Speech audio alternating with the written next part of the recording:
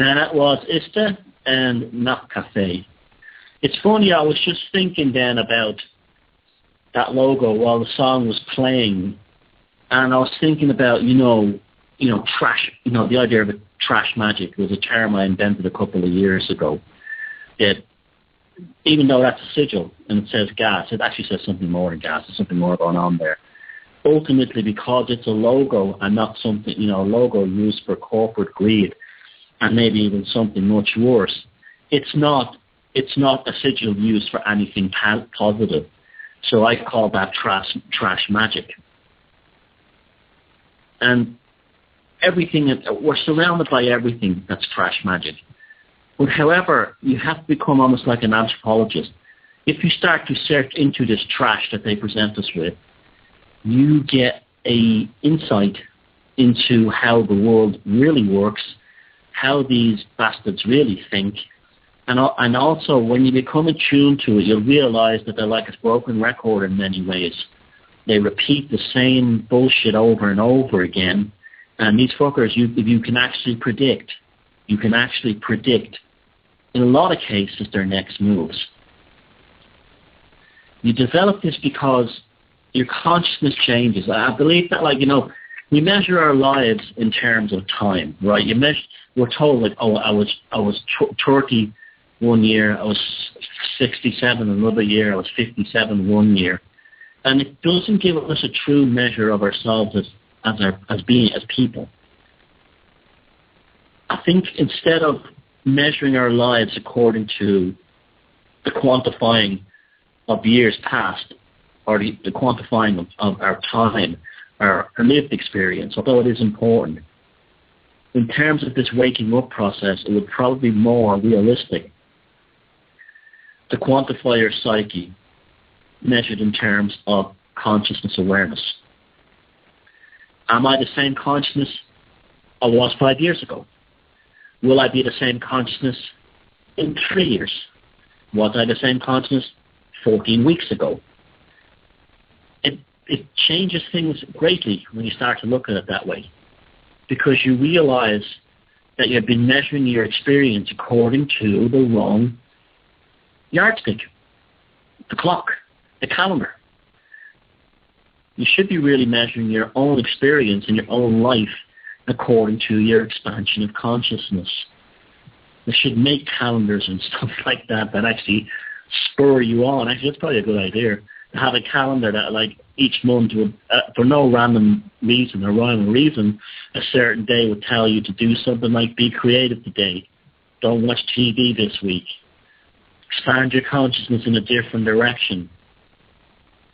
Because this makes you realize that you can quantify so much more according to the psyche, according to the mind, far more effectively than you'll ever quantify it according to a clock. This is when they say about, he or she is an old soul. You talk about somebody young being an old soul. Well, that's because they've had a quantification of life in terms of an expansion of their consciousness to a greater degree than the people around them. And that's why they have this feeling of an old soul. Their consciousness clock has been flying ahead, but it doesn't work in a linear way. It expands almost like a flower. I think it was Nabokov who said that all creation myths, they emerge from worlds within like a flower. And that's probably a good way to look at it. But again, they don't teach these things. They don't teach these things. If you look at, I've been reading about transpersonal psychology this week. Really, all the study of the ego. That's really all it is. It has nothing to do with your psyche, which is your soul. That's what psyche means. Your soul. That's what where the word psyche comes from. Soul in Greek. And psyche is not. You see, this is another thing, folks. Psyche is not an aspect of your reality. Psyche is not a condition inside you. You are actually living inside psyche. We are all living inside psyche. You're living in there. You're in it. It's not something you have to gain. It's not something you have to look for. It's not something you have to go find. You're already in there. And when people go to counselors or they go to psychiatrists, psychologists, or even to a priest or whatever, they have no idea what your consciousness is like. Because only you can observe your psyche from inside your psyche. It's almost like those Russian dolls. You're really the doll in the center, not the one on the outside. And you're all the dolls going out to the center. Unfortunately, when we think of ourselves in terms of our psyche and subconscious, we tend to open the Russian doll up and remove each individual doll, going to the small one in the middle, and place them all together in a row and say, well, there's the outside, there's me, there's my ego, there's my superego, my psyche, blah, blah, blah, my neuroses, all the way down to, maybe my spirit in the middle. The thing is, you don't observe them as the individual Russian dolls taken apart and placed one next to each other.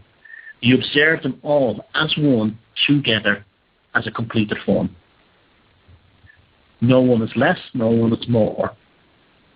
So the gearbox on a car, you can't go from first gear to fifth gear. You have to go all the gears in between.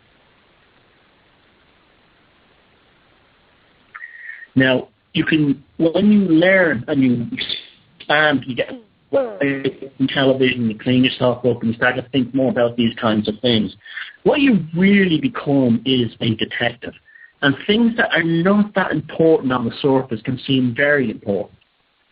I mean, Carl Jung and his group, they studied the synoptic gospels, which was Matthew, Mark, and Luke. And what they were trying to do was to find not the similarities between the three synoptic gospels, but to find the discrepancies, because they had a belief that the discrepancies between the three synoptic gospels was where the real Jesus archetype lived. And that's why, the Russell Brand thing took off. I wasn't looking at Russell Brand. I was looking at the discrepancies between what he was saying and how things really were, and how things were really developing. And that allowed me to say, hold on a second. Now, all I did then was look at things differently and not the way the media presented. It was the same kind of investigative process. Now, bearing that in mind, I want to talk about this story today in the Daily Mail. Now, you're going to say, what's he reading this trash story for? What's he reading this rubbish for? But as I always say about the psychopathic control grid, as above, so below. If you can understand how the system functions at the bottom, you can understand how the system functions at the top. And if you can understand how the system functions at the top, you can understand how the system functions at the bottom. Because they're both symbiotically connected to one another, because the same bastards are behind the scenes pulling all the strings. The Daily Mail today, in the news section, says, Nigella was a zombie who binged on junk food, claims AIDS, cleared of fraud as they described TV chef's mood swings while her marriage to Psyche collapsed. Now, you read that headline and immediately, to the average person, Nigella is a cheeseburger munching zombie, who's mentally unstable. This has somehow led to the collapse in her marriage. And this story relates to the two Italian sisters, which is kind of weird in itself. The two Italian sisters were brought over to be his and her personal assistants, and their testimonies in court this week, where they were cleared of stealing $685,000 from Nigella Lawson and her ex-husband's advertising magnate Charles Psyche. Now, you read down into the storyline, and it becomes very revealing. Yeah, it's a Daily Mail. Yeah, it's about a celebrity, but we learn things here. We learn them. Very important. Nigella Lawson suffered from wild mood swings, and saw her switch from a Duracell bunny to a zombie. The Italian sisters cleared of swindling the TV chef have revealed. Now, they've obviously been coached to say this. Somebody, somewhere, has coached them to use this kind of language. A Duracell bunny to a zombie. that's not something that a normal person comes out and says. It's something that they've been scripted with the what you call the agenda of assassinating that individual. So Duracell bunny, we all have that, like a big pink bunny with a battery in it, and it keeps banging and banging and banging like it's mad. A pair of cymbals. And then she's a zombie. So she's either crazy or she's a vegetable. Francesca and Elisabetta Grillo were cleared yesterday on Friday of stealing more than $685,000 from Nigella and her ex-husband Charles Psyche. Speaking for the first time since the end of the trial, the Grillo sisters, even that's funny, the Grillo sisters, lifted the lid on what life was like working for Nigella. Now it's interesting, working for Nigella, but they're not mentioning working for Psyche. So you see the agenda unfolding here? These are a pair of assassins. This is just like in the old days when you had these rich noble families would bring in two servants and they would ask them to poison the lord or the duke's or the heir or the count's wife. Nowadays they don't do it with, cyanide. They don't do it with, arsenic.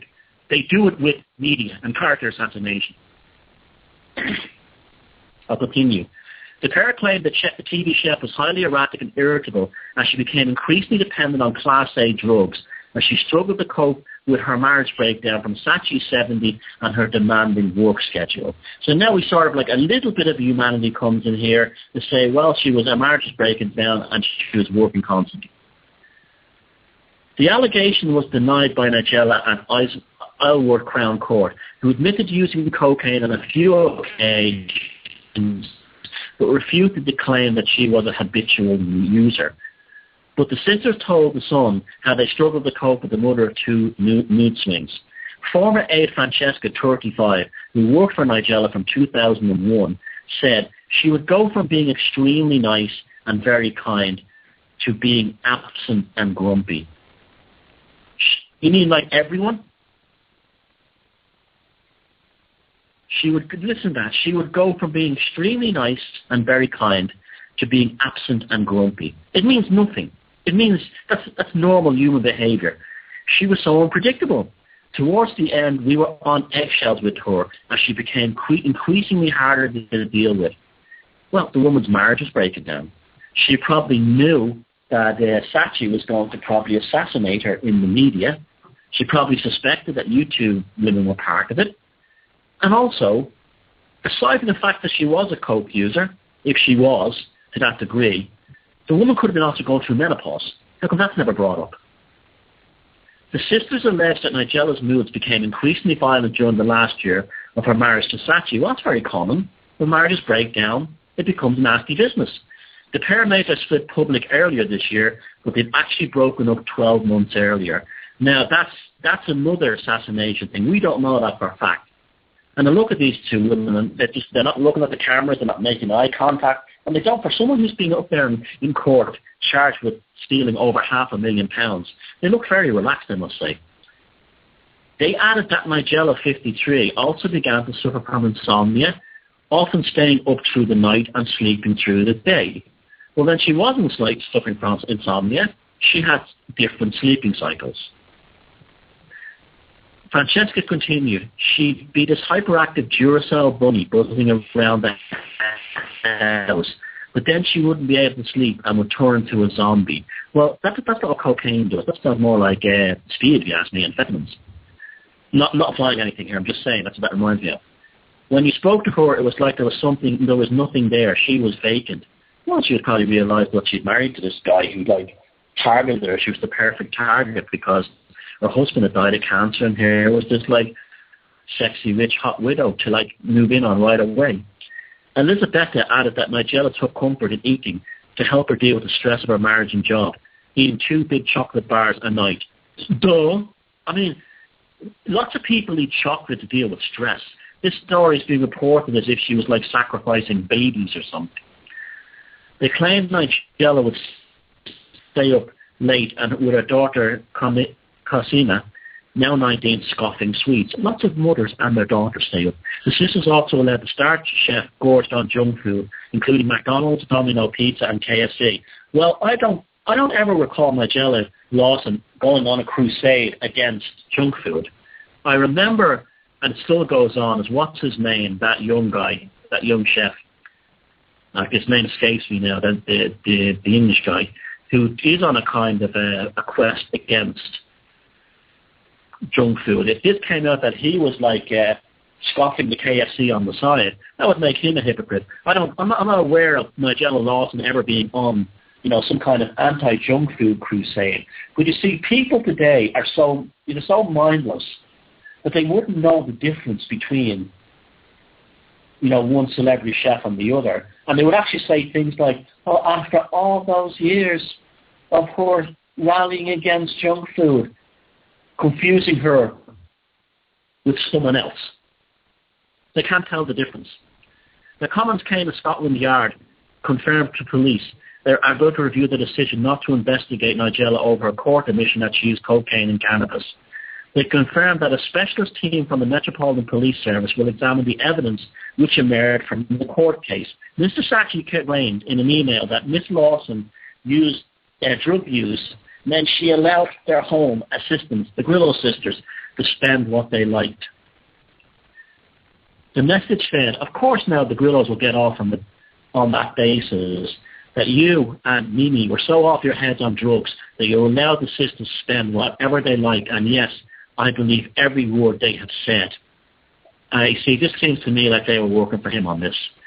Scotland, we've also forgotten that he was photographed in a restaurant strangling her. That's all been forgotten now. You're all running around wondering about, Nigella Lawson with a line of coke going up her nose and a bucket of fried chicken in front of her. You've forgotten with your short attention. See the psychopathic control grid works? Now, why this is important is they do the same thing with wars. That you'll see the conflict in Syria described the same way, or in Iraq, where you might have 1 week an atrocity committed by a Blackwater, and then a week later some story about how they saved someone else. So you forget, or some other scandal, so you forget what happened. This is how these bastards think. You don't read them the way you read your own life. What you're dealing with is something that thinks, behaves, and acts very, very differently, and is always 10 steps ahead before you've even noticed. Scotland Yard's statement last night said, after the NPS decision not to investigate at this stage was queried in press reporting, we would like to clarify the position with regard to this witness. The senior investigating officer received legal advice that the witness's admission did not by themselves provide sufficient evidence for being charged. This was never about them, folks. This was always about destroying Nigella Lawson. On that basis, therefore, and in absence of any other corroboration, there is no imminent prospect of a prosecution being mounted because it was never planned from the start. This whole trial was designed to destroy Nigella Lawson, so Charles Psyche and the images of him strangling her in the restaurant would be forgotten. These women were never, ever, ever, ever, ever going to be found guilty. As we have said, however, should any evidence come to light that can be investigated further, we will review the decision. A specialist team from the NPS will nevertheless examine all the evidence emerging as part of the review into this matter, and in conjunction with the Crown Prosecution Services, will determine the appropriate way forward. There's no way forward. It's over. Mission. If you look at pictures of Charles Psyche and that slag Trudy, what's her name, outside the court, it was mission accomplished. It was nothing to do with these two women or that money that went missing. It was to do with wrecking her so he would look good again. And he's done a brutal and vicious and phenomenal job in a way that only a psychopathic smear campaign can do. Under the auspices of care, a psychopath will always go, I really care about him. I hate to see him go to jail on the evidence that I falsified. That kind of thing. This is what they do. When they run their smear campaigns, they pretend they're doing it because they love you.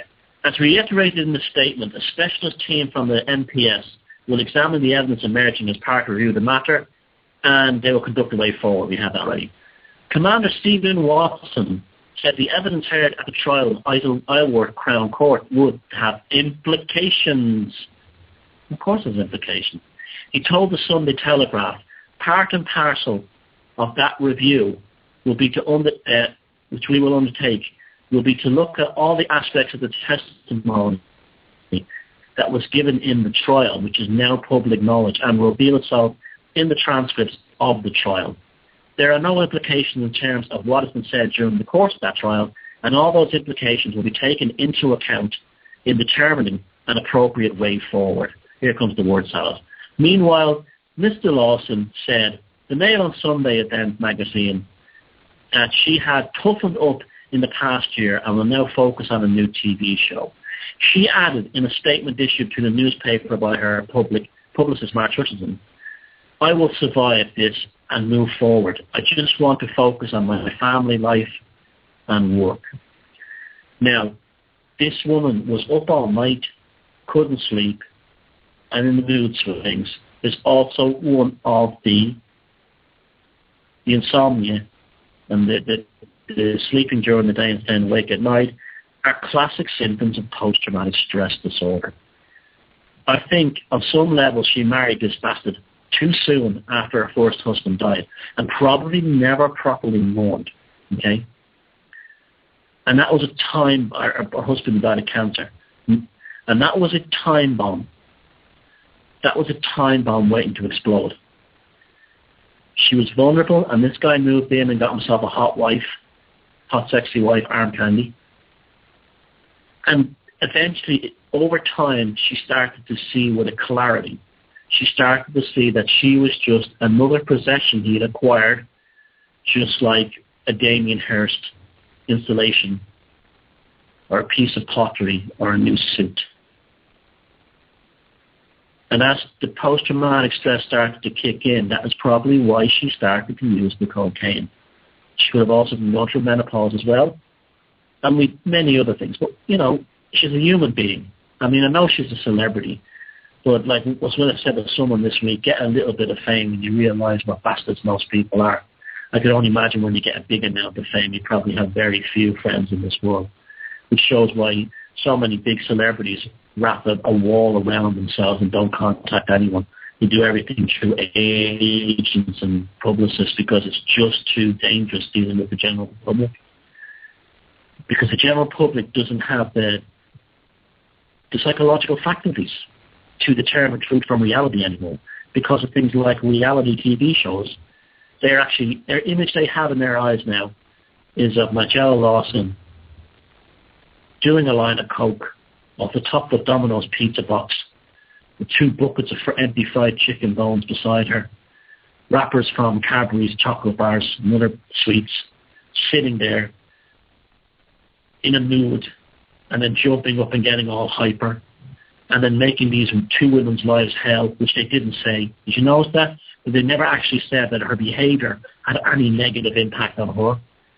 Whenever you hear a smear campaign, folks, if it's someone against on the internet that you don't know or you just know them from posting on the internet, or it's somebody who's famous, you have to look at both sides of the story. You cannot look at the one who has the biggest mouth. Because the biggest mouth, just because the biggest mouth is shouting the loudest, doesn't mean that the biggest mouth is shouting the truth. Quite often it's the opposite. Because the one who's been under the smear campaign is in such a shock at what's being said about him or her that they can't answer. And that's what you're supposed to do. So Nigella Lawson handled this quite well. She kept her mouth shut, but it wasn't going to be enough. She will get through this. She will get past this. I know she's a celebrity, she's millions, and she comes from a rich family, but folks, she's still a human being, okay? And this could happen to someone who's poor as well. And when you have been taken into the gates of hell, it doesn't matter how much money you have, or how much good looking you are, or how much influence you have. It may help a little more, but your pain and your hurt is still the same. It's still the same. So that's why I read that story. I know people are saying it's a trash celebrity story, but like I'm telling you, when you read these stories and you read between the lines and you examine them in a kind of a forensic psychology way, what you get are insights that are very useful into understanding human behavior, social behavior, and even things like public policy. And understanding these things will serve you very, very, very well in life. And now we're going to the second song, an ironic title. It's a title that we should all hang on to because it's important. The second song is Jabba, or Yabba, how you pronounce it, Jabba, and Future. And that was Future by Jabba. Great song, great guy over there in Switzerland. You're listening to Thomas Sheridan on the Velocity of Now on the Type 1 network with Swami as the captain of the production ship tonight. I thank him very much for that. My website is www.thomassheridanarts.com, and I just was speaking there about, the Nigella Lawson and the Charles Saatchi thing. And it was Jamie Oliver. I just popped it in my head. That was Jamie Oliver, who was the celebrity chef crusading against junk food. That people will confuse him with Nigella Lawson. That people can't think anymore. That's what they think.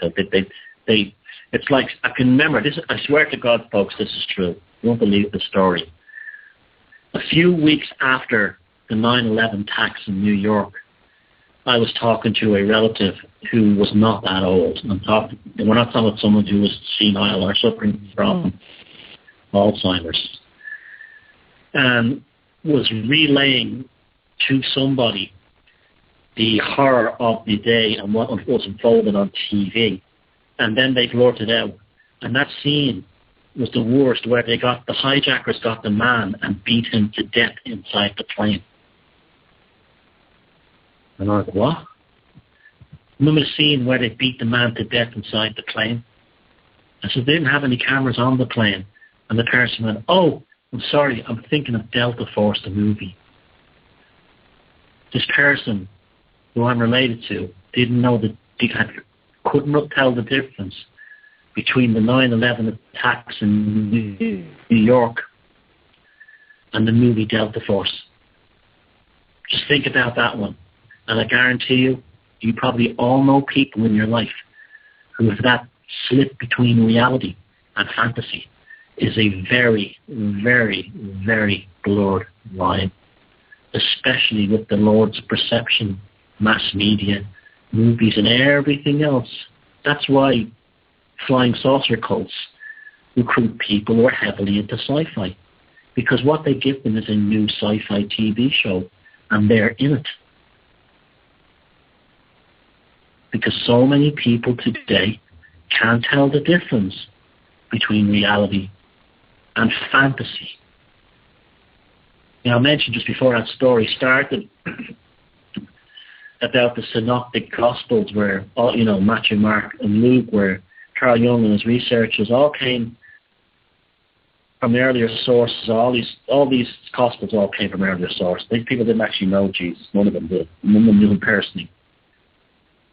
And there was the discrepancies between the synoptic gospels, which was the key to understanding the sort of archaeological archetype of the Christ person, if this person existed or not. I actually do believe he did. Though he was not, I don't think he was anything like he's portrayed in the Bible. I think he was somebody quite different. I think there was somebody like that at that time.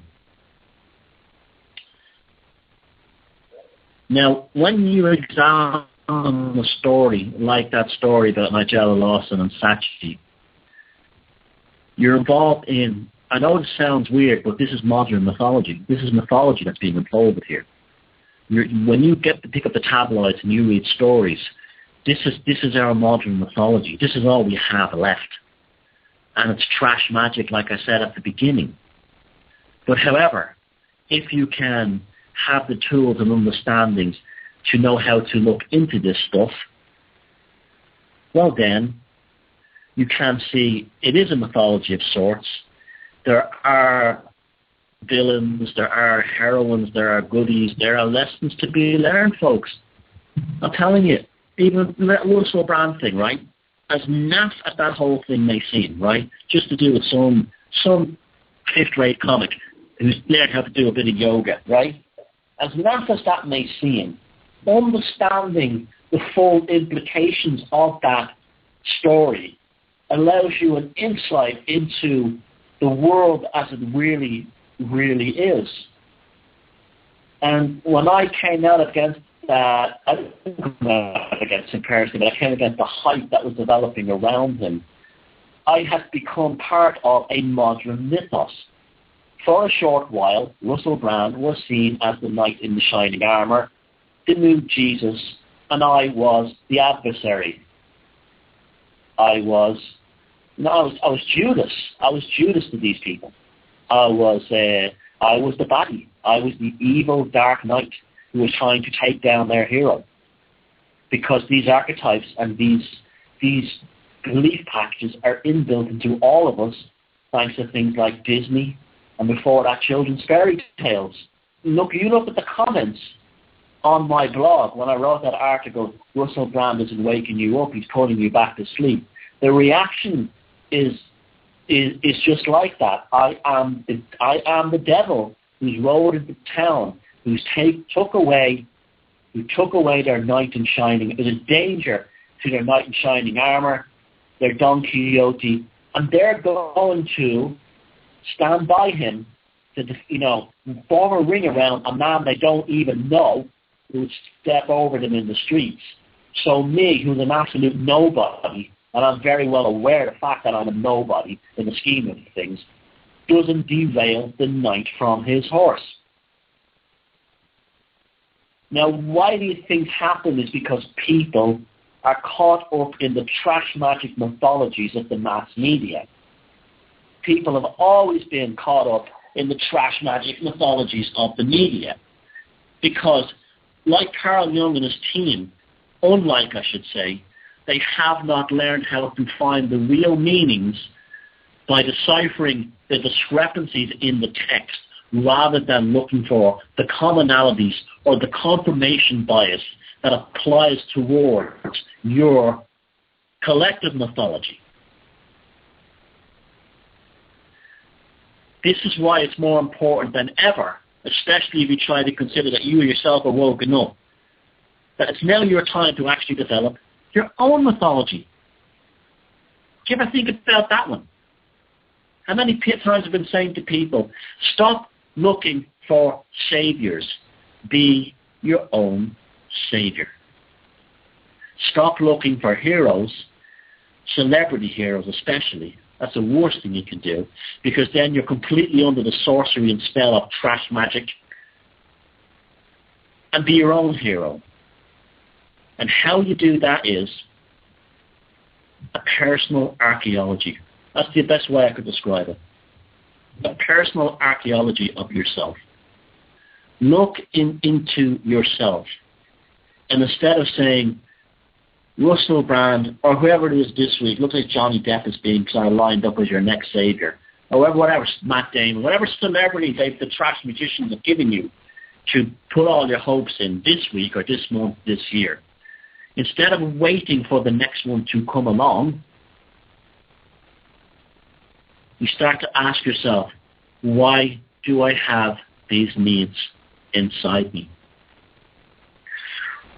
Why, when somebody shares a meme on Facebook or elsewhere saying a special date is coming where things will happen and change, do you lock onto that date in the hope that it changes for you rather than starting the change now? It's just like when we indulge at Christmas and Easter and whatever, and we all have sweets and chocolate and beer, right? And we'll say, on New Year's Day, I'm going to go back to dieting, eating good, eating just fresh fruits. I mean, you never do. You never do. That's because you should have started when you had thought and you had that moment.